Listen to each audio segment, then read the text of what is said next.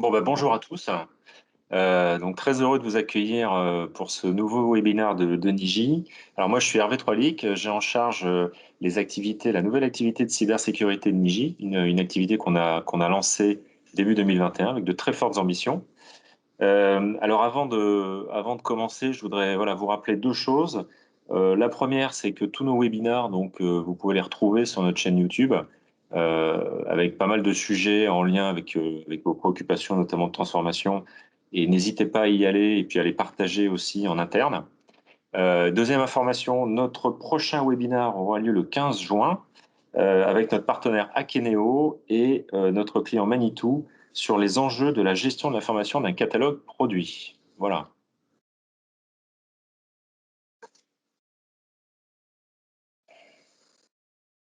Alors, aujourd'hui, de quoi allons-nous parler? Donc, on va parler de la protection des données personnelles et de la réglementation relative donc, à la protection de la vie privée, donc sous l'angle en fait des contrôles de la CNIL.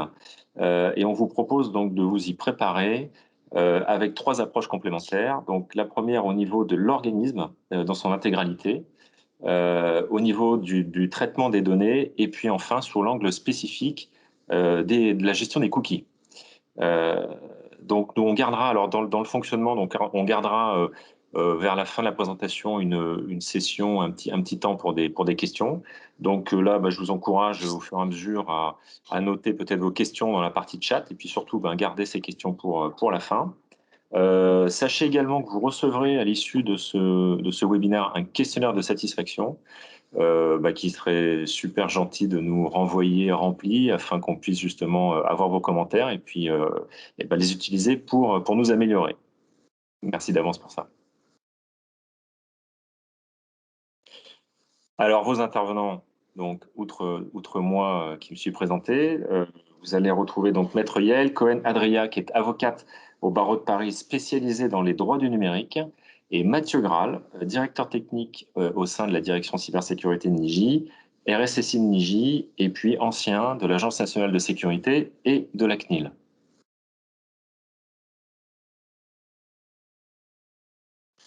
On va dire un petit mot maintenant juste sur Niji avant de laisser la parole à Yael et puis Mathieu. Voilà, Niji, pour ceux ou celles qui ne connaîtraient pas, donc c'est une entreprise de numérique donc qui accompagne en fait ses clients de la stratégie à la mise en œuvre avec des activités de conseil avec 130 consultants, une agence de design donc qui est une particularité forte de l'entreprise, toute une factory, une digital factory pour le développement du logiciel, une activité aussi autour de Salesforce et bien sûr cette toute nouvelle activité cybersécurité. Donc on a créé au début de l'année avec une très forte ambition qui est en très forte croissance et qui a pour vocation donc à accompagner les clients de Niji, tous les clients dans le domaine du conseil et de l'expertise en cybersécurité. Je vous laisse donc la parole, Mathieu et Yael, Merci pour beaucoup, ce Hervé. webinaire. Merci. Bonjour à tous. Merci pour votre présence. Déjà, pour introduire le sujet, ce qu'on se disait, c'est pourquoi se préparer au contrôle de la CNIL? Yael pourra développer beaucoup plus cet aspect-là, mais les sanctions sont prévues et sont mises en œuvre et augmentent.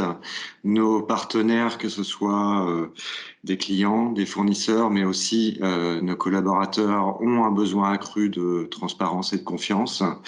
Et vous avez peut-être fait attention, mais les attaques se multiplient. À l'heure actuelle, on n'a pas d'autre choix que d'améliorer la protection de la vie privée au sein de nos organismes et la CNIL est là pour nous contrôler. Oui, je suis tout à fait d'accord. Je partage cette analyse d'actualité, puisqu'au-delà de ça, la CNIL annonce différents contrôles, elle annonce des thèmes. Elle a réalisé en son année Covid plus de 2 contrôles par jour, ce qui paraît important, puisqu'elle ne pouvait pas se rendre sur place. Donc, elle a même réussi à faire des contrôles en distanciel. Et pourquoi il faut se préparer? Parce que souvent, quand elle contrôle un organisme, on a très peu de temps pour répondre.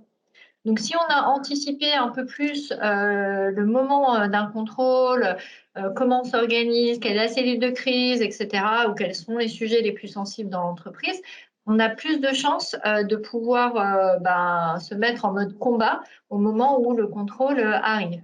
Voilà. Donc, je partage complètement ce que tu dis, Mathieu. Alors, comment on va faire aujourd'hui? On va déjà refaire un petit tour d'horizon sur les contrôles de la CNIL. Qu'est-ce que c'est, comment ça se passe? Et puis, on va faire 3 zooms successifs. L'un sur ce qu'on peut faire pour se préparer en termes d'audit d'un organisme en matière de protection de la vie privée. Un focus sur l'audit d'un traitement de données ou de plusieurs traitements de données. Et un gros focus sur la gestion des cookies parce qu'il paraît qu'il faut y faire attention à l'heure actuelle. Alors, les contrôles de la CNIL, qu'est-ce que c'est? Ben, il y a un service dédié au sein de la Commission nationale informatique et liberté.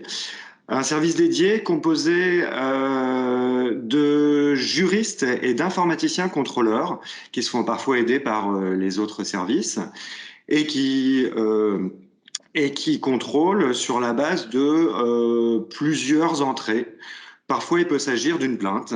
Parfois, il peut s'agir d'un programme annuel, et on verra le programme de cette année. Parfois, il peut s'agir d'un traitement que la CNIL aurait identifié comme sensible et à vérifier. Et finalement, il y a plusieurs entrées qui donnent l'objet à différents contrôles qui peuvent se faire sur place et maintenant en ligne. Vous trouverez sur le site de la CNIL notamment la charte des contrôles de la CNIL qui vous indique précisément la démarche qui est mise en œuvre dans ce cadre-là. Je rajouterais qu'en cette période de Covid, il y a un contrôle une troisième voie de contrôle qui est plus importante et qui est de plus en plus courante, c'est le contrôle sur convocation. Donc, vous recevez un courrier de la CNIL qui vous dit, par exemple, qu'elle a déjà audité une partie de votre site ou qu'elle a déjà des éléments à vous faire partager. Et elle vous dit, merci de venir tel jour. En audition à la CNIL et du coup vous avez parfois une semaine, parfois 2 semaines avant de devoir vous rendre sur place et répondre aux questions des auditeurs. Et quand j'y pense, nous avions prévu des chiffres du rapport annuel de la CNIL de 2019, mais le rapport annuel de la CNIL de 2020 vient d'être publié. Donc vous trouverez en ligne le dernier rapport qui est très informatif puisqu'il ne fait pas que rendre compte des activités de la CNIL, il donne également les grandes tendances en matière de technologie et en matière légale. C'est une lecture très intéressante avec les derniers chiffres à jour. Oui, alors bon, après, il faut dire clairement par rapport aux chiffres de l'année dernière, il y a très, très peu de différence, alors qu'on était en année Covid. Donc la CNIL a vraiment maintenu à peu près son rythme, elle a très légèrement baissé, pas les niveaux de sanctions, mais peut-être le nombre de contrôles un petit peu, parce que bon, bah, voilà, les circonstances ont fait que. Mais au niveau de l'origine des contrôles, on a toujours la même problématique, à savoir que les plaintes représentent presque 40, enfin voilà, il y avait 43 l'année dernière, c'est 40 et quelques cette année, 40% de l'origine des contrôles. Ça veut dire quoi? Ça veut dire que quand on dit comment se préparer un contrôle de la CNIL, c'est aussi comment éviter quelque part aussi cette typologie de contrôle de la CNIL. Si jamais vous vous préparez un contrôle et que vous organisez, vous auditez bien, on va voir tout à l'heure vos traitements, vos données, vos process internes, vous allez éviter les plaintes des personnes concernées. Par exemple, si dans vos process, vous analysez bien que quand on envoie une newsletter, on a bien le lien de désinscription et qu'il est efficace, du coup, la personne qui le reçoit, ben, la newsletter, elle n'est pas énervée. Si elle se désinscrit, que ça fonctionne, elle n'est pas énervée. Tandis que quand ça ne marche pas, ben, elle a tendance à s'énerver. Et plus elle s'énerve, plus elle fait des plaintes. Et s'il y a plusieurs plaintes qui tombent à la CNIL avec un même organisme, ben, la CNIL, elle a tendance à se dire, ben, il y a peut-être quelque chose à creuser là-bas. Il ne faut pas oublier, et pardon Mathieu pour ton passé, hein, il ne faut pas oublier qu'à la CNIL, ils ne sont pas si nombreux que ça. Donc, du coup, quand il y a des plaintes qui sont, on va dire qu'il y a plusieurs plaintes qui convergent vers une entreprise, la CNIL, elle se dit, bah, si je vais là-bas, je ne perds pas mon temps. Je vais me déplacer sur un contrôle, je ne perds pas mon temps. Il y a forcément quelque chose, puisque j'ai déjà des gens qui disent la même chose, qu'il y a un dysfonctionnement. Donc, du coup, ces plaintes-là, c'est pour ça que c'est 40% des origines, parce qu'elle sait qu'en se déplaçant, elle va trouver quelque chose.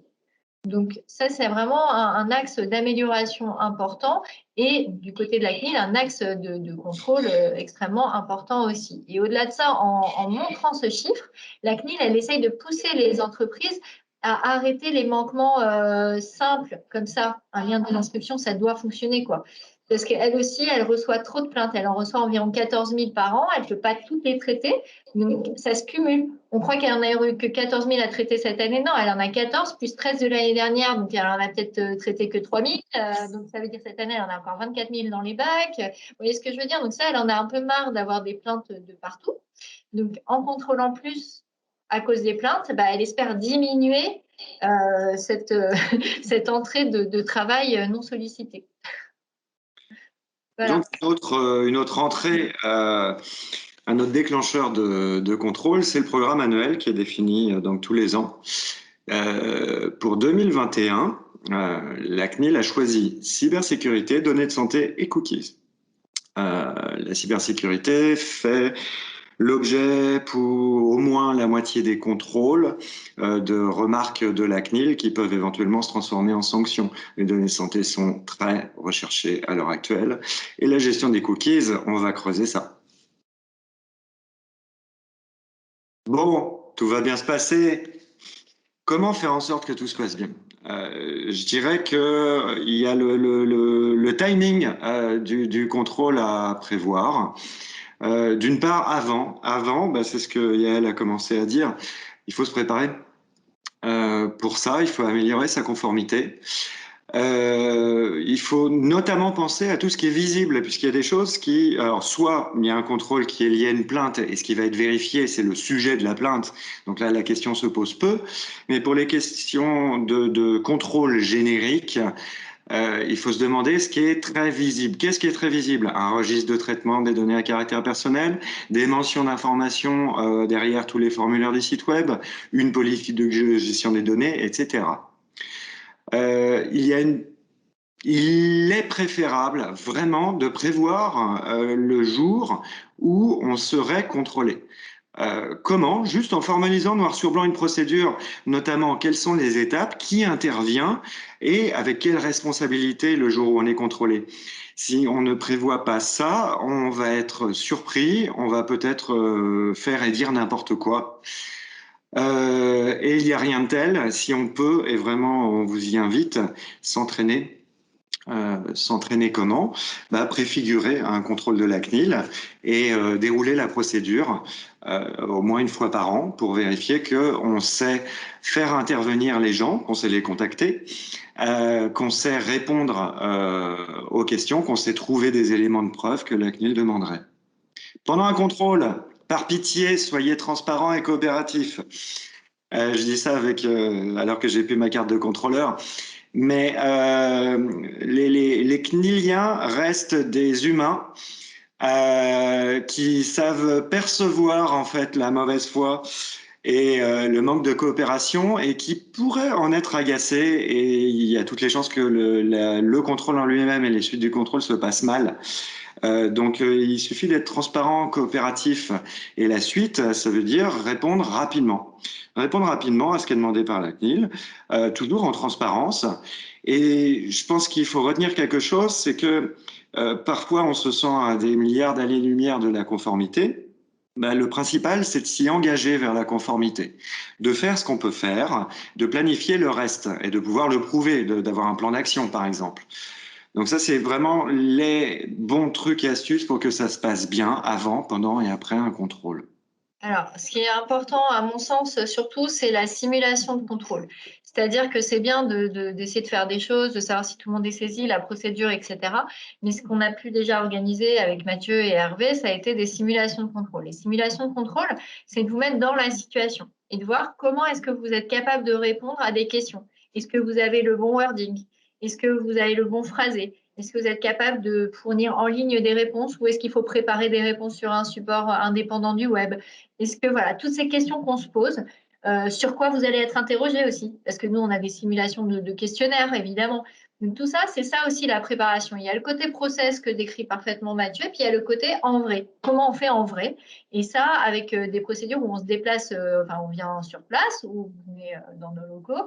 Et c'est carrément un échange, un entraînement en fait au contrôle pour que le jour J, vous ayez les bons phrasés, que vous dites, enfin, comme disait Mathieu, vous réussissiez à être transparent et coopératif sans vous mettre des bâtons dans les roues, parce que c'est quand même aussi très important.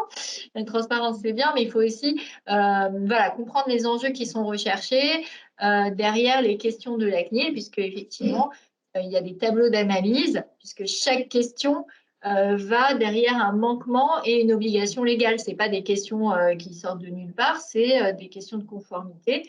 Et donc, quand on vous pose une question, c'est parce que derrière, il y a une recherche de conformité légale pour voir si vous l'avez ou si vous ne l'avez pas. Et ces entraînements-là, c'est ça, là on est bientôt à la période du bac, c'est comme les anabac, c'est l'idée de s'entraîner un peu à l'oral du bac, un peu avant d'y aller, quoi. Alors, 3 zooms successifs. On va commencer par un organisme. Qu'est-ce qu'on peut faire au niveau d'un organisme en matière de protection de la vie privée pour se préparer? Eh ben, en fait, un organisme met en œuvre, d'une manière formelle ou pas, des processus, des activités qui sont liées à la protection de la vie privée. Là-dessus, on va pouvoir évaluer une chose, c'est la maturité de ces processus. La maturité, c'est défini, je passe très rapidement là-dessus, dans des normes internationales, et la maturité s'applique très très bien à l'évaluation d'un processus, ce qu'elle permet sur une échelle à 5 niveaux de dire si on a une pratique informelle, répétable, définie avec de la méthode, etc., contrôlée et en amélioration continue.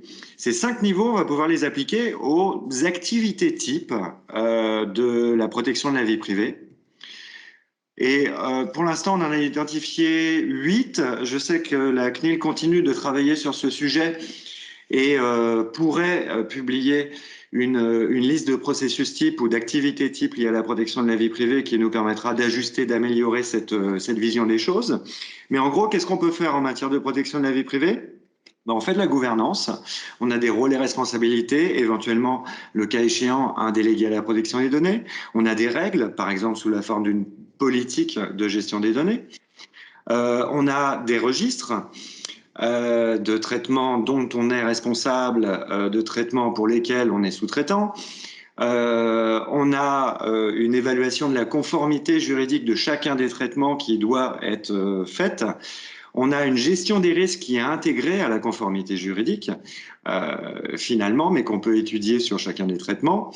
On a tout un volet formation, sensibilisation. On a tout un volet réclamation, question, demande d'exercice de droit, que notamment le délégué à la protection des données doit mettre en œuvre. Et la gestion des violations de données et des notifications à la CNIL et de communication aux personnes concernées. Ça peut représenter 8 grandes activités types qu'on retrouve plus ou moins formalisées dans tous les organismes auxquels on va pouvoir attribuer un niveau de maturité. Ça veut dire quoi? Ça veut dire qu'on va retrouver, par exemple, nos différentes activités types en ligne en bas, auxquelles on va attribuer un niveau de maturité. On va pouvoir se définir les prochaines étapes pour améliorer sa maturité. Ça veut dire que derrière, on va avoir un plan d'action détaillé de tout ce qu'il faut entreprendre. Par exemple, pour un registre de traitement des données, on avait un registre, on l'a fait de manière empirique, on se rend compte qu'on a un peu des trous dans la raquette. La prochaine action, ça va être de le compléter, peut-être de faire le tour de tous les services pour voir si on n'a rien raté, et ainsi de suite.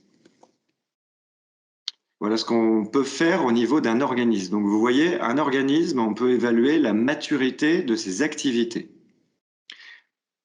Et un traitement alors, un ou plusieurs traitements bien sûr, mais la vision par traitement, c'est là où on va pouvoir étudier la conformité. La conformité à la réglementation relative à la protection de la vie privée, c'est-à-dire le RGPD, la loi informatique et liberté. Le moteur, je dirais la grille de lecture qu'on va pouvoir utiliser, ça va être les guides PIA de la CNIL. Pourquoi? Parce qu'en fait, il prévoit... Mathieu, PIA, c'est trop dur, c'est quoi? Un PIA, non. Oui, attends, on n'est pas que entre... Attends. Je fais exprès de plus le traduire, tu sais, en fait. C'est un guide... Privacy Impact Assessment. Donc, c'est un guide qui va faire les analyses d'impact relatives à la protection des données que le monde entier appelle PIA, mais que la CNIL appelle AIPD. Voilà. Non, mais c'est important. Je te taquine. Je ne peux pas rentrer dans ces débats. Non, maintenant, c'est devenu un nom commun. On ne dit même plus ce que ça veut dire. Et donc, ça permet d'aborder tous les sujets de conformité. C'est un prisme donc parfait pour évaluer la conformité d'un ou plusieurs traitements de données à caractère personnel. Ça, c'est Exactement. Parce que juste pour dire, en fait, le PIA, ça permet de savoir, je sais pas, demain, je veux mettre j'en ai marre du badgeage de mes salariés, je veux mettre à l'entrée une caméra avec reconnaissance faciale parce que j'ai peur du terrorisme, parce que je veux que les personnes qui sont en congé ne rentrent pas parce que sinon je suis dans l'illégalité avec l'inspection du travail. Bref, pour moult raisons, je me dis, je vais faire ça. Bah, pour faire ça, en fait, il faut faire une analyse d'impact. Et l'analyse d'impact, qu'est-ce que c'est? C'est un résumé du RGPD à tous les points de contrôle. Est-ce que j'ai le droit de le faire? C'est quoi mon fondement légal? C'est quoi les données que je prends? Quelle sécurité j'y applique? Qui seront les destinataires? Est-ce que les données sortent de l'Union européenne? Est-ce qu'elles restent dans le device? Voilà, un peu tous ces points-là qui sont repris un par un. C'est pour ça que Mathieu dit c'est parfait de reprendre ce guide PIA auquel certains d'entre nous ont pu participer et l'ont très bien rédigé. Et donc, du coup, c'est bien de reprendre ce guide parce que, en fait, il reprend tous les fondements du RGPD. Donc, si on reprend ça, c'est quasi impossible, c'est toujours possible de rater un truc, mais en tout cas, on a vraiment 99% des éléments qu'il faut checker. Ça vous sert de checklist, en fait. Voilà, c'est la grille de lecture, finalement. On ne dit pas qu'il faut faire des PIA pour tous les traitements. On dit que si on veut évaluer la conformité d'un traitement, c'est une excellente grille de lecture. Voilà. Donc, il y a deux gros volets, en synthèse. Un volet de nature un peu plus juridique qui permet d'aborder tous les principes fondamentaux, donc la proportionnalité, la nécessité et toutes les mesures protectrices des droits. Et d'un autre côté, un volet, entre guillemets, technique, qui va étudier les risques liés à la sécurité des données, avec une approche de comparaison en bonne pratique des mesures existantes ou prévues, et une approche risque. On va se demander ce qui peut arriver si les données disparaissent, sont modifiées ou sont accédées par des personnes qui n'ont pas le droit d'y accéder. Voilà la grille de lecture en synthèse pour un traitement de données. Finalement, ce qu'il faut mettre en évidence aussi pour cette grille de lecture, c'est que même derrière chaque point juridique, on a des vérifications techniques à effectuer. Par exemple, sur les durées de conservation, il est demandé que les durées de conservation soient définies, justifiées, etc. C'est bien sur le papier, c'est bien en théorie, mais en pratique, est-ce que c'est fait? Est-ce que c'est fait dans vos bases de données? Est-ce que vous savez identifier la fin de durée de conservation? Est-ce que vous les supprimez réellement? Donc il y a vraiment pour… Juste sur ce point qui est super important, parce qu'il n'y a quasi aucune entreprise en conformité aujourd'hui sur ce sujet, donc tu as choisi, tu as spoté la perfection là. Durée de conservation, il faut juste en amont connaître le principe. On n'a pas le droit de garder tout toujours. Sous prétexte que je garde au cas où, je sais pas. Il se passe un truc, au cas où on me le demande, au cas où non. En fait, au cas où ça marche pas, au cas où. Si vous pouvez me dire au cas où quoi, le vrai truc, au cas où j'ai un contentieux devant un juge, bah là je te dis oui, on peut garder pour la durée des prescriptions. Au cas où j'ai un contrôle URSSAF, bah oui, tu peux garder 3 ans, machin, etc. On peut dire, on peut garder. Et en fait, la loi elle nous dit tu peux garder aussi longtemps que tu veux si tu me le justifies. Ouais. Donc, du coup, c'est là que Mathieu dit définir, justifier. C'est parce qu'il faut soit qu'il y ait un texte de loi qui vous donne une durée, soit qu'il y ait une pratique de votre secteur d'activité qui vous donne une durée, soit tout simplement qu'on le justifie par des besoins précis liés à la finalité du traitement. Donc, oui, encore une fois, le principe derrière tout ça, c'est qu'il faut être capable de démontrer dans un principe de ce que le RGPD appelle l'accountability, la responsabilité en français, c'est d'être capable de justifier les choses. Parfois, on a des justifications faciles avec des textes. Parfois, vraiment, on peut justifier les choses noir sur blanc, notamment en parlant risque. On a des besoins impérieux de sécurité. Pour ça, nous avons décidé de faire tel traitement. Et là, la CNIL pourra vous reprocher, pourra donner son avis en disant que c'est disproportionné, des choses comme ça, auquel cas vous corrigerez, mais au moins vous l'aurez justifié. Elle ne pourra pas vous reprocher de l'avoir fait de manière empirique, au doigt mouillé. C'est ça. Donc vous voyez, derrière chaque aspect juridique, il y a également des aspects techniques. Ça, c'est très important et ça fait partie des vérifications à faire. Ah oui, c'est pas parce que je peux garder les durées 5 ans que j'ai pas vérifié que j'ai un système informatique qui permet de les supprimer. Certains d'entre vous ont dû déjà malheureusement observer qu'ils ont pu acheter des logiciels comptables ou RH où en fait on peut paramétrer des durées de suppression et qu'en réalité les données ne sont pas supprimées, elles sont archivées dans un trou noir que personne ne connaît, hein, mais en gros elles sont masquées, elles ne sont pas vraiment supprimées. Donc aujourd'hui, quand on achète un logiciel, ça fait partie du cahier des charges. Et voilà, un peu l'expertise de Mathieu, d'Hervé et de moi-même sur ces sujets-là, c'est de vous accompagner dans ce genre de choses, savoir à quel moment en fait on peut enjoliver les choses, permettre de garder plus longtemps des données et comment le justifier. Parce que finalement, c'est un plaidoyer en amont, ce que racontait Mathieu avec le Quantability, c'est de savoir faire une documentation écrite en amont pour que le jour du contrôle, vous n'ayez que à montrer la documentation. Vous n'ayez pas à vous triturer et dire « Oh là là, pourquoi j'ai gardé tant de temps? Qu'est-ce qui se passe? Qu'est-ce que le truc ?» Et si jamais un logiciel ne permet pas de supprimer, ce n'est pas grave. Nous, ce qu'on va faire dans la documentation, c'est justement documenter ça en disant, voilà, ce logiciel comptable, il existe depuis tant de temps dans l'entreprise. Il est impossible de le changer du jour au lendemain.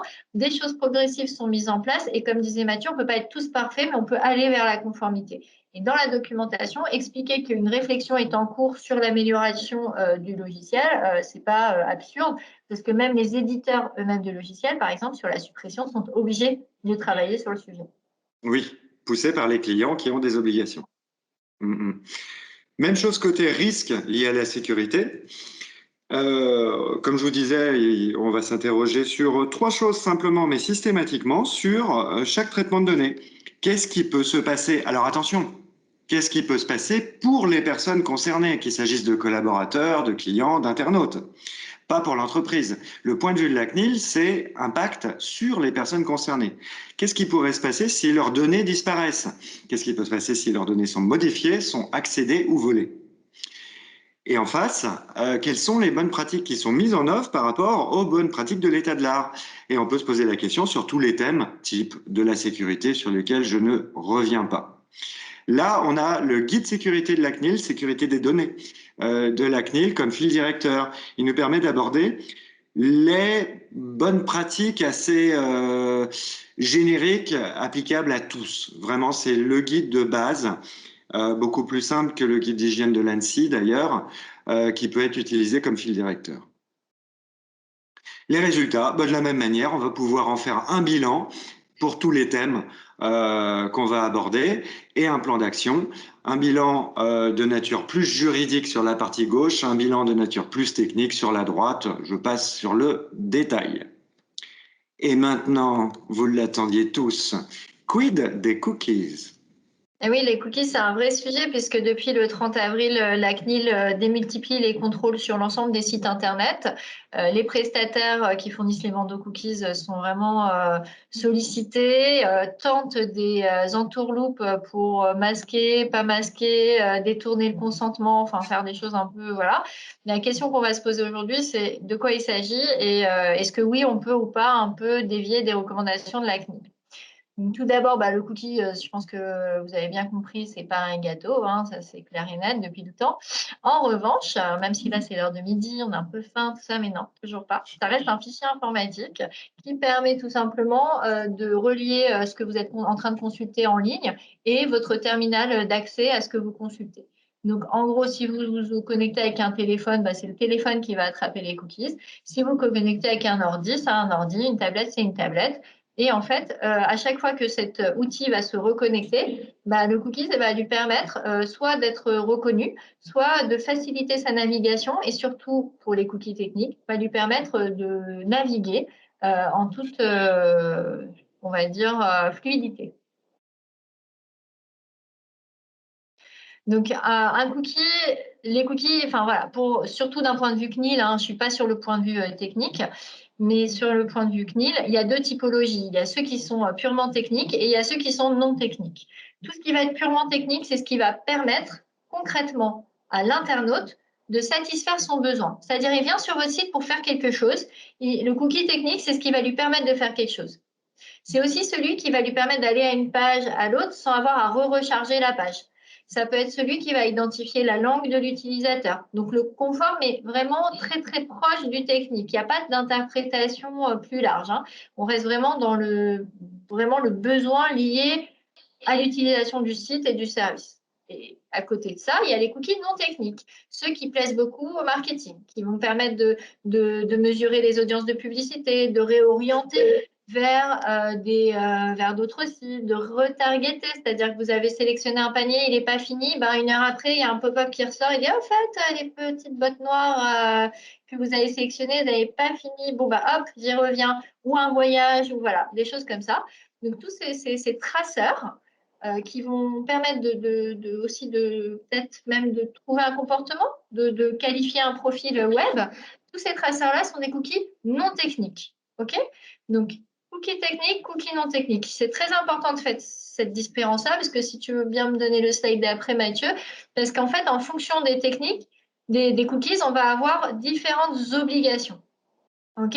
Quand c'est des cookies techniques, je n'ai pas besoin d'obtenir le consentement. Donc, si vous avez un site institutionnel qui n'a pas de cookie traceur, vous n'avez pas besoin d'obtenir un consentement pour le placement des cookies techniques sur votre site. Vous aurez toujours une obligation de mettre le bandeau pour informer les gens qu'il existe des cookies, mais il n'y a pas de consentement à obtenir s'il n'y a pas de cookies traceurs. En revanche, à partir du moment où vous avez des cookies traceurs, premièrement, il faut informer. C'est le fameux bandeau que vous voyez quand vous arrivez sur des sites. Deuxièmement, cette information, elle doit être suffisante et complète. C'est-à-dire, on doit comprendre ce qui se passe. C'est pas genre, il y a des cookies et bon courage. Non, il faut expliquer quelle grande typologie, les finalités de cookies. Et après, ça peut renvoyer vers ce qu'on appelle un gestionnaire de consentement qui sera plus détaillé avec « je veux bien des cookies publicitaires, je veux bien des cookies de ceci, cela, etc. » Et là, on pourra choisir par finalité. Donc, ça s'appelle finalement une conformité en 2 étapes. La première étape, c'est le bandeau avec l'information plus ou moins complète, hein, mais quand même déjà assez poussée. Les choix, j'accepte, je refuse ou je paramètre. Et dans le paramétrage, on arriverait dans ce fameux bandeau, gestionnaire de consentement avec une différenciation des finalités, des typologies de cookies et un degré plus fin, on va dire, du paramétrage de ces cookies-là. En tout cas, sur le détail des obligations, la description des différents types de cookies, etc., une bonne base qu'on vous invite à aller regarder, ce sont les lignes directrices de la CNIL dont on vous a fourni le lien en haut de la page. Mais alors, Yael, qu'est-ce qu'elle a fait, la CNIL, en termes de sanctions? J'aime pas faire peur. Et puis, il y a quelques années, voilà, je faisais pas peur, d'ailleurs, il y a quelques années, parce que les sanctions de la CNIL n'étaient pas hyper élevées. Aujourd'hui, les sanctions sont très élevées. Donc, clairement, il y a des sites qui ont pris des sanctions importantes en matière de manquement aux règles de cookies. Bon, vous ne dites même pas peur, c'est normal, Amazon prend 35 millions, c'est Amazon, Google en prend 100, c'est normal, c'est Google. Bon, il faut savoir que Carrefour en a pris 3 millions quand même aussi pour des raisons liées aux cookies aussi. Donc, même les Français sont attaqués par la CNIL et des sites plus modestes sont en cours de contrôle, prennent des sanctions plus modestes, plus ou moins publiques aussi. Et il faut savoir aussi qu'une loi est en cours d'être votée pour permettre à la CNIL, un peu comme des contractuels qui passeraient devant une voiture qui serait en infraction, de mettre un peu des amendes, en gros des amendes rapides inférieures à 20 000 euros, sans avoir à passer par tout un process interne, la commission, l'accord de la présidente, etc. Et ça, cette loi-là, elle va accélérer les sanctions. Moi, je trouve que 20 000 euros pour une PME, c'est énorme sur la problématique liée au site web. Donc, du coup, voilà, c'est quand même un argument important à comprendre. La CNIL ne veut plus qu'il y ait des manquements aussi basiques sur des sites accessibles au public. Donc, elle va mettre des sanctions, elle va travailler ce sujet sur tout 2021 pour que ça s'arrête. Donc, l'idée, c'est de, premièrement, pas se faire prendre, et puis, deuxièmement, bien mettre tout en conformité, si ce n'est pas déjà fait, au moins progressivement et rapidement. Et ce qu'il faut voir, c'est que la gestion des cookies, ça fait partie de ces points visibles, facilement contrôlables. Oui, à distance, Covid, pas Covid. Hein. Alors, quelle responsabilité en matière de responsable de traitement, sous-traitant, etc., Yael? Tout simplement, tout ce que je mets sur mon site, j'en suis responsable. Avant, il y avait une petite atténuation en disant que des cookies tiers, selon certaines circonstances, parce qu'on louait des encarts de publicité, n'étaient pas de la responsabilité pleine et entière du site qui louait l'encart. Bon, c'est terminé. En gros, je suis chez moi, je suis responsable. Je suis responsable de qui j'invite chez moi. J'ai intérêt à prendre ma responsabilité civile pour ça parce que j'en suis responsable. Donc là, c'est pareil, sur le site web, les cookies que moi j'installe, évidemment, je suis responsable. Ceux que je sollicite pour mon compte, j'en suis responsable. Et quand je laisse des gens, enfin, des tiers, analyser le trafic sur mon site et le consolider avec d'autres trafics sur d'autres sites, etc., etc., bah là, j'en suis aussi responsable. Donc, première chose, tout ce qui est sur mon site, responsable. Après, les tiers, ils ne sont pas non plus tranquilles comme ils sont chez moi, il n'y a que moi qui suis responsable. Non, non, la CNIL peut aussi aller les chercher et du coup, elle va vérifier qu'il y a un contrat qui a été conclu entre les deux, qu'il y a un respect mutuel du RGPD et du FAQ. On va voir qu'il y a, comme disait Mathieu, il y a toutes des recommandations de la CNIL. Elle a fait aussi une foire aux questions avec plein de questions de comment j'installe les cookies. Donc, elle va vérifier que tout ça est bien conforme. Si tout ça est conforme, ben voilà, il n'y a pas de souci. Mais sachez que en tant qu'éditeur d'un site, vous en êtes responsable et évidemment, celui qui va installer les cookies aura aussi sa part de responsabilité qu'il faut bien encadrer dans le contrat. Contrat dont on peut, entre guillemets, être victime si on ne peut pas le modifier face à des gros acteurs. Mais en fait, on a le choix d'y aller ou pas. Donc, en tout cas, il faut bien le savoir. On a le choix d'y aller ou pas, en fait. On sur ne nous. peut pas trop modifier le contrat, c'est pas faux. Sur la question des durées de conservation, en fait, il y a quelques points qui sont quand même précisés dans la réglementation des décisions et des recommandations de la CNIL. Trois cas finalement à distinguer. La durée de consentement de l'utilisateur pour laquelle il est donné 6 mois. Ça, c'est le bandeau cookies qui revient. Il doit revenir tous les 6 mois. La durée de vie des cookies de mesure d'audience, dont tout ce qui est analytics, qui est de 13 mois. À partir du moment où j'ai bien eu le consentement, c'est-à-dire au jour J, j'ai le bandeau, j'accepte. Il y a des données qui travaillent. Bah, ce cookie-là que j'ai accepté, il va pouvoir collecter pendant 13 mois, sauf si je demande son retrait, hein, mais il va pouvoir collecter pendant 13 mois. Je ne suis pas obligée de le retirer. Et la CNIL, elle a différencié la redemande de consentement et ce fameux cookie qui est installé pour 13 mois. Ouais. Donc ça, c'est important de bien distinguer ça avec la troisième durée, qui est toutes les datas que j'ai collectées, je peux les analyser quelles qu'elles soient pendant 25 mois à partir du moment où je les ai eues licitement. Donc ça veut dire, comme deux slides avant on le précisait, je n'ai pas assez insisté dessus, attention à bien conserver la preuve du consentement. C'est essentiel. Sinon, ça ne fait pas démarrer votre durée de 25 mois. Alors là, on a débat, on va en parler.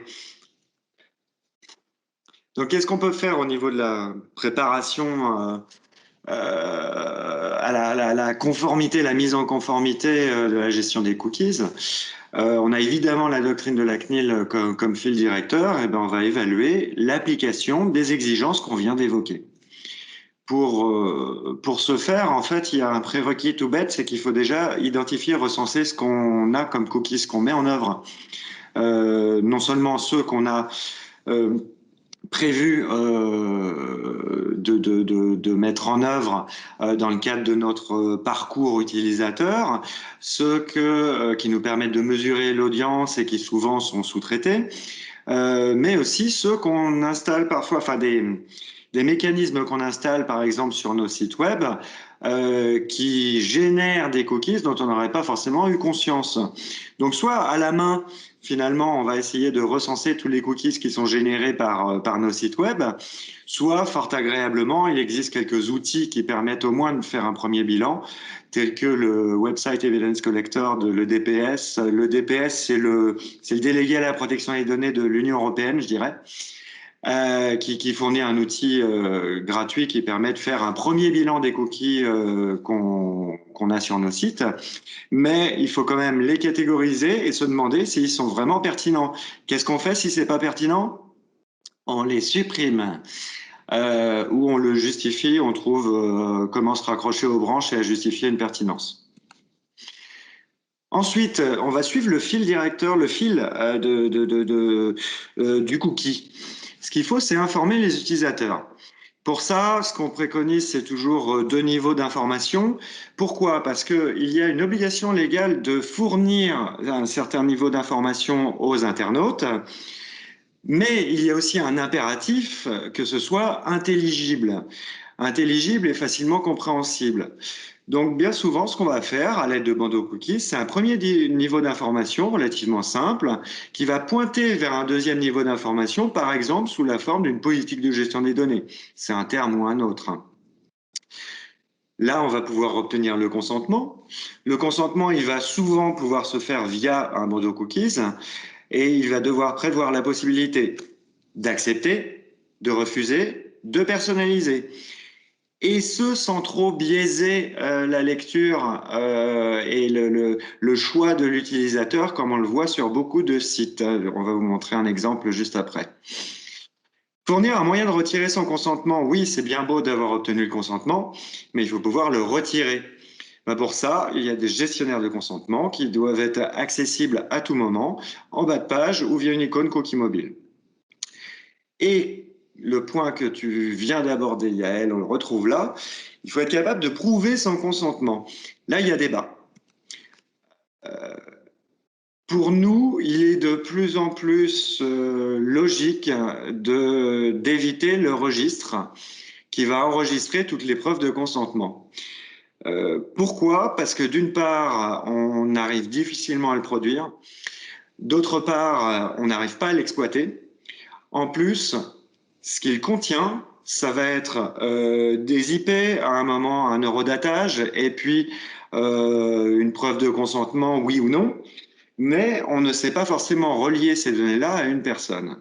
Et donc, un mécanisme qu'on propose de plus en plus d'adopter, c'est que pour prouver le consentement des personnes, on va décrire le processus et la manière d'obtenir le consentement et de pouvoir le retirer dans sa politique de gestion des données. Et ça peut suffire à prouver le consentement d'une manière complètement générique, plutôt que de s'épuiser à faire un registre de consentement. Si vraiment on veut un registre de consentement, comme le disait Yael, il y a des Consent Management Platforms, des CMP qui existent et qui permettent de faire ça. Mais le premier qui réussit à l'exploiter me prévient. Quelques exemples. Alors là, c'est tout petit sur l'écran, mais en tout cas, on retrouve l'information des personnes qui peut, même si elle est obligatoire et doit comprendre certains champs, être simple, intelligible. Le consentement qui devrait permettre l'acceptation, le refus et la personnalisation et sans nudge, sans orienter vers une réponse. Quand vous voyez des Oui, alors boutons... ça, c'est par exemple, on met pas un bouton en rouge, j'accepte, tu vois. Et les autres, ils sont en blanc sur blanc. Refuse en police 4. Voilà. Non, ça, la CNIL n'aime pas du tout. Pareil, c'est visible, c'est facilement, je n'irai pas jusqu'à dire sanctionnable, mais vérifiable. Et enfin, un exemple de gestionnaire de consentement. On doit pouvoir cliquer sur une icône et tout de suite avoir un petit tableau de bord qui nous permet de retirer le consentement. Voilà pour ces quelques exemples sur les cookies. Alors, on a été un petit peu long sur les cookies parce que c'est un thème actuel qu'on voulait développer. Mais en tout cas, vous avez tout en synthèse sur cette diapositive. Oui, non, je trouve qu'on a été plutôt même rapide, hein. Il y a beaucoup encore de choses, hein. On pourrait faire un webinaire d'1 heure dessus, hein. Donc 15 minutes, c'est bien, hein. Non, non, on est bien. On s'est dit qu'on se limiterait ou qu'on ferait différents webinaires. En guise de conclusion, se préparer, c'est améliorer sa conformité. Ce qu'on a vu juste en guise de rappel, c'est que sur un organisme dans son intégralité, ce qu'on va pouvoir évaluer, c'est la maturité des activités liées à la protection de la vie privée. Sur un traitement ou N traitements, ce qu'on va pouvoir évaluer, c'est la conformité. Sur la gestion des cookies, ce qu'on va pouvoir évaluer, c'est le respect des exigences. Pourquoi tout ça? C'est pour une philosophie de fond qui essaie désespérément de porter la CNIL, c'est un usage responsable des données. Et pour vous, ça veut dire quoi? Éviter des sanctions. Ça veut dire, en outre, à travers ce travail-là, améliorer la maîtrise de son SI. Ça veut dire même optimiser ses process, parce que finalement, on va se rendre compte en étudiant la conformité d'un traitement qu'on peut simplifier les choses, gagner en charge, en ressources. On pourra même supprimer pas mal de choses qui nous étaient pas utiles et qui, accessoirement, rendaient un traitement non conforme. Donc, on va réellement optimiser les choses. Et finalement, ce qui va se passer autant pour vous-même que pour vos collaborateurs, que pour vos clients et vos partenaires, c'est d'être capable d'apporter transparence et confiance. Voilà, nous, ce qu'on avait à dire sur ce vaste sujet, l'idée, c'est que oui, il y a le vecteur des contrôles, mais que finalement, la mise en conformité, ça nous apporte beaucoup plus que cette seule mise en conformité. Merci Yael et Mathieu. C'était vraiment une présentation très très intéressante, alors qui a généré beaucoup de questions. Ah. Alors ce que je propose, c'est de les prendre dans l'ordre. Alors on a eu une première question qui était: proposez-vous des prestations d'audit de traitement avec la particularité de dire et pas de maturité, audit des traitements. Mais bien sûr, évidemment.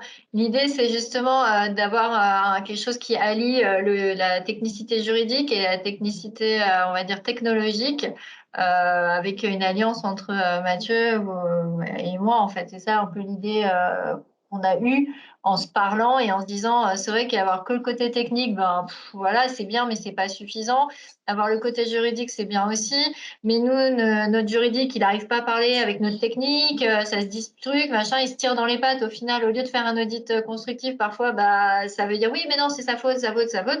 Donc voilà, en créant une offre où avec deux personnes qui s'entendent plutôt bien et qui aiment bien se taquiner en plus et se challenger, bah, du coup, on aboutit à des plans d'action cohérents qui permettent de faire monter à la fois en compétences l'entreprise, mais surtout par rapport à son besoin. C'est-à-dire, on ne veut pas non plus venir calquer quelque chose, une grille type en disant bah, de toute façon il faut faire ça, point barre. Non, on doit construire, comme disait Mathieu, des niveaux de maturité et avancer doucement. Bon, ça ne sert à rien d'aller là. Si on est là, on va d'abord là, puis là, et tranquillement, on construit un plan à l'allure de l'entreprise et aussi regarder ses budgets parce qu'on ne va pas se mentir. Le RGPD en soi, ça ne rapporte pas de l'argent à l'entreprise aujourd'hui. Donc, du coup, bah, c'est peut-être des budgets qui s'inscrivent sur 1 an, 2 ans par petit A. Ils ne sont pas obligés de faire tout de suite quelque chose de gros. Ils peuvent se dire, bah, je fais l'audit, je regarde mon plan d'action et je répartis mon budget progressivement entre ce que je peux faire en interne, ce que je peux me faire aider ponctuellement, etc. Donc oui, on a construit une offre, en tout cas, tournée vers cette typologie de demande. Alors je il y a une question. Tout comme les contrôles de la CNIL, un audit de traitement, et on peut le prendre globalement à l'échelle de tous les traitements ou bien le cibler complètement sur un ou deux Ouais. traitements. Alors justement, ça rejoint aussi une autre question en rapport avec la précédente, qui est: est-ce que le bilan que vous proposez en sortie d'audit ne se limite-t-il pas à des smileys et des couleurs, ou proposez-vous de véritables solutions adaptées au Ah contexte de oui, l'entreprise? mais qui s'inquiète pas, il y a une avocate dans la boucle, j'adore écrire. Non, non, ça se limite pas du tout à ça. C'est des pages de, enfin voilà, il y a des recommandations, des méthodologies de recommandations. On donne des modèles. S'ils veulent pas travailler avec nous, on donne quand même des sommaires. On accompagne sur des clauses. Voilà, par la suite, ils peuvent après se dépatouiller pour même le faire la plupart des choses en interne. Hein. Voilà, donc il n'y a pas de, non, non, il y a plus que ça. Mais on n'allait pas vous donner un exemple sans dévoiler, enfin, ça aurait été compliqué de mettre des Euh, recommandations qui ne dévoilaient pas la nature du client qui était derrière, quoi. ok, ok. Alors, autre question, dans un registre différent, que pensez-vous de la mise en conformité des traitements liés au machine learning et au deep learning? Et ces traitements présentent d'énormes difficultés pour le respect notamment de la durée de conservation, minimisation, transparence. Des contrôles de ces traitements ont-ils déjà été réalisés? Plusieurs questions dans une question, mais en tout cas autour du machine learning, du deep learning. Ouais, bah, la doctrine de la CNIL est pas formalisée dans le dur à ce sujet. Néanmoins, il y a le pôle innovation, études et prospectives de la CNIL qui veille à ce sujet et qui fait des travaux de recherche avec des instituts de recherche pour éclairer finalement les juristes et les personnes techniques de la CNIL. Maintenant, en accompagnement, je sais que la CNIL a commencé à décrire quelques éléments de doctrine.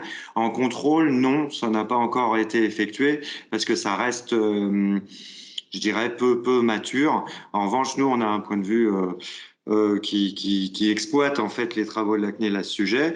Et ce qu'il faut bien, c'est distinguer les différents cas d'usage. Finalement, on va retrouver des traitements de grande nature de traitement que sont des traitements qui vont sortir, qui vont permettre de faire émerger des tendances.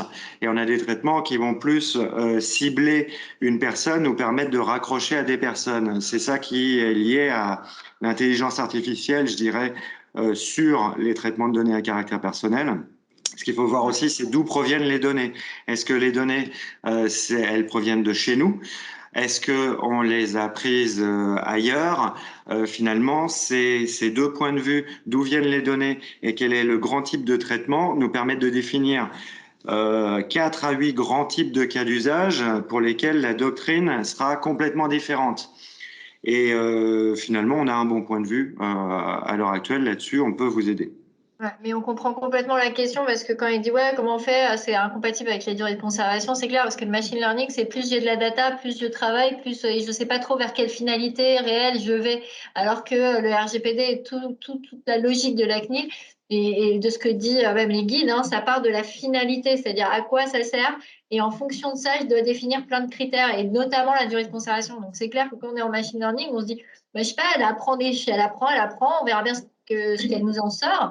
On a le même problème avec les data lakes, on a toujours ce sujet, mais on peut clairement, on va dire, trouver, comme dit Mathieu, des cas d'usage qui permettent de Ouais. répondre concrètement et d'anticiper, en tout cas, à minima, la conformité.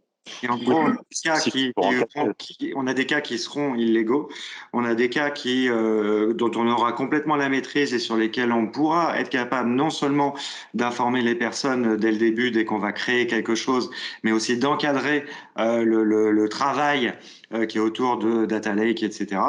On a tous les cas possibles. Ok. Alors, une série de questions concernant les cookies.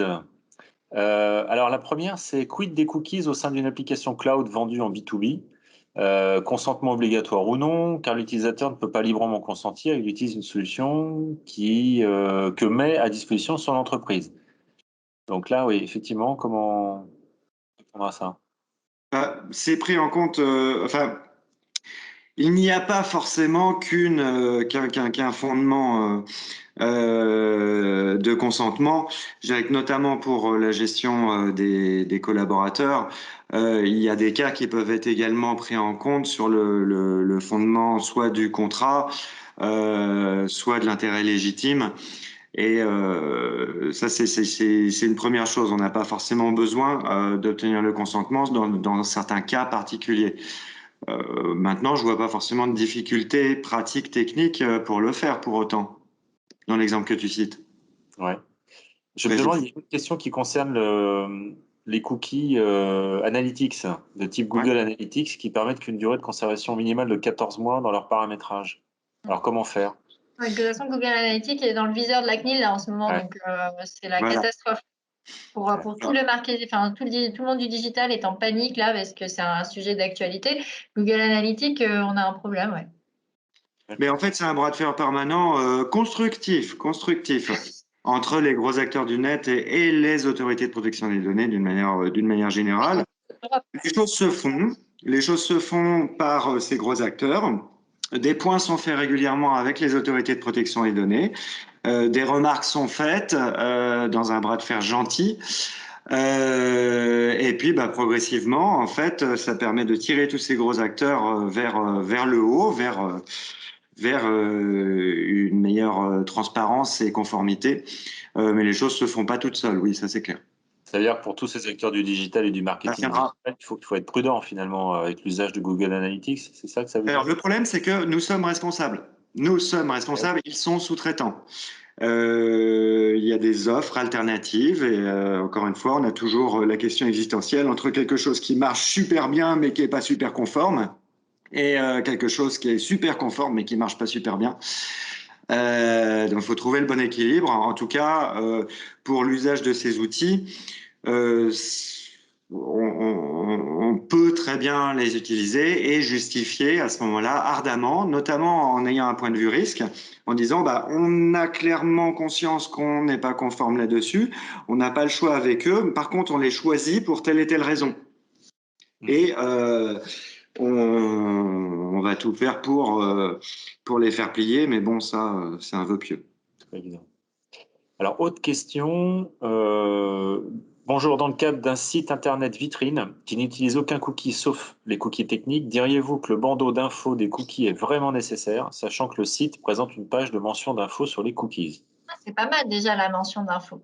En fait, ce qu'on vous dit, c'est qu'on devrait informer les gens. Donc, comme il y a eu l'habitude du bandeau cookies, du coup, même les sites institutionnels se sont dit, oh là là, j'ai pas de bandeau, c'est très grave, donc ils l'ont mis. Après, ça peut se justifier que l'information soit pas exactement tout de suite en front, surtout s'il ne s'agit que de cookies techniques. Mais on dira qu'à cause du zèle de certains, les sites qui n'en ont pas, il y a comme un sentiment de non-conformité, on va dire, alors que je suis assez d'accord avec vous. Une information présente sur le site n'est pas obligée d'être comme ça projetée sur votre écran. Ça, je suis assez d'accord avec vous. Oui, les conseils qu'on a donnés avec une information à deux niveaux, l'information projetée à l'écran qui pointe vers quelque chose de plus détaillé, c'est le mieux vis-à-vis des autorités de protection des données. Maintenant, c'est pas du tout la seule solution. Oui. Et je pense qu'il faut avoir adopté une vision risque. Il y a Jérôme qui dit la CNIL n'a pas de bandeau, je te rappelle. Ce qui n'est pas faux, hein. Elle n'en met pas. Hein. Oui. Oui. Non, mais c'est pour ça que voilà, on est d'accord. Et puis, pour beaucoup, c'est vécu comme une horreur, ce bandeau cookies. Oui. Mais c'est pas très joli, mais même pour même pour la navigation. Hein. Écoutez, en tout cas, c'était la dernière question. On va donc conclure. Merci beaucoup pour votre intervention. Merci à tous et toutes pour votre participation pour ce premier webinaire autour de ces sujets de la protection de la donnée et puis de la cybersécurité. Et puis donc n'oubliez pas d'aller donc sur notre chaîne YouTube pour retrouver justement les replays de ces différents webinaires. Et puis donc de participer à notre prochain webinaire qui aura lieu donc le 15 juin. Merci à tous. Merci, bonne journée, au revoir, à bientôt.